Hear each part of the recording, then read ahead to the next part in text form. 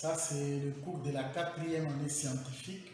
Je suis le professeur Augustin Boutinaï Eka, le professeur de chimie. La deuxième partie de notre cours, parce que la première partie était finie, c'était la chimie organique. Maintenant, c'est la chimie générale.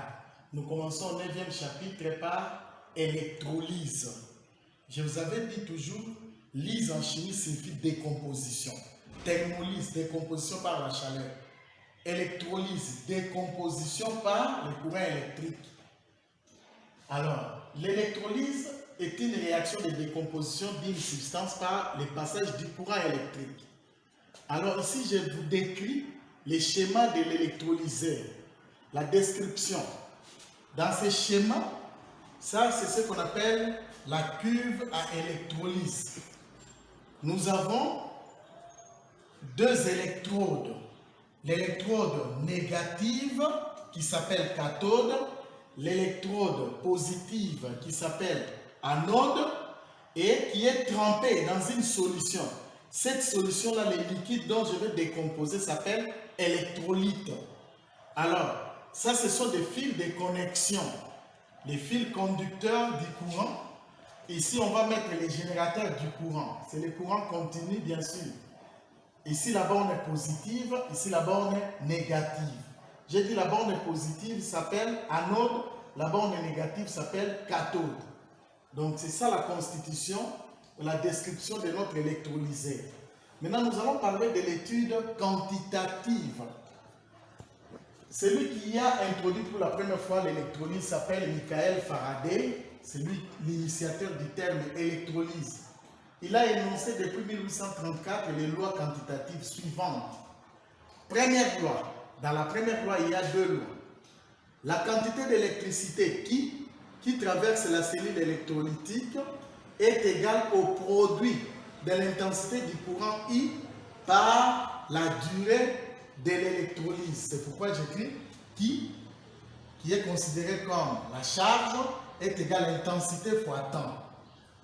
La deuxième loi, la quantité de matière N appartenant à une électrode est proportionnelle à la charge qui traverse l'électrolyseur. En effet, vous avez la quantité de matière qui, c'est les grands qui. Les grands qui ici signifient X multiplié par F. F c'est le Faraday. La valeur d'un Faraday c'est 96 500 coulombs. X c'est le nombre d'électrons échangés.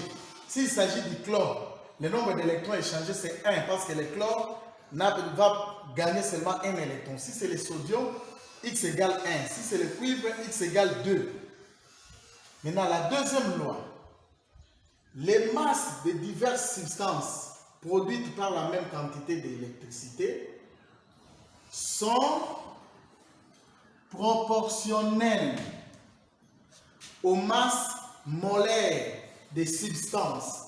C'est pourquoi cette loi se résume par la masse en grammes est égale à 1 sur 96 500 multiplié par la masse molaire divisé par le nombre d'électrons échangés multiplié par l'intensité multiplié par le temps. Avec cette relation, ça peut me permettre de calculer la masse, de calculer aussi l'intensité, de calculer aussi le temps.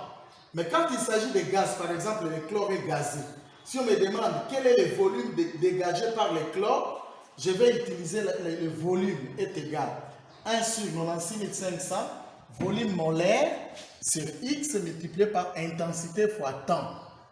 Voilà, toutes ces relations, nous ferons des exercices là-dessus après.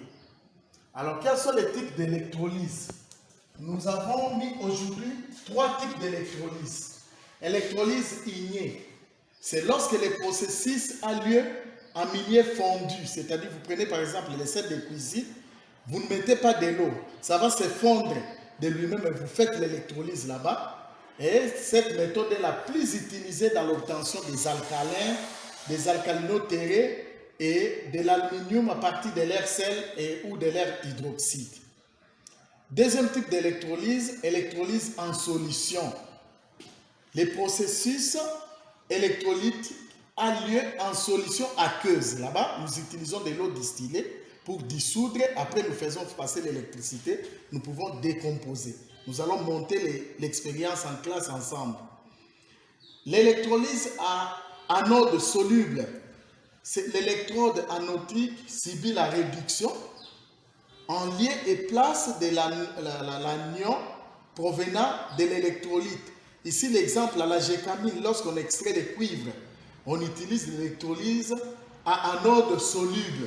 Donc, l'anode de cuivre vient se fixer à l'anode qui est soluble et on obtient le cuivre à une pureté d'environ 99,99%. Voilà, on a parlé un peu d'électrolyse. Prochainement, on fera les exercices sur la formule de Faraday. On fera quelques exercices et je donnerai les devoirs. Voilà ce qu'il fallait dire aujourd'hui.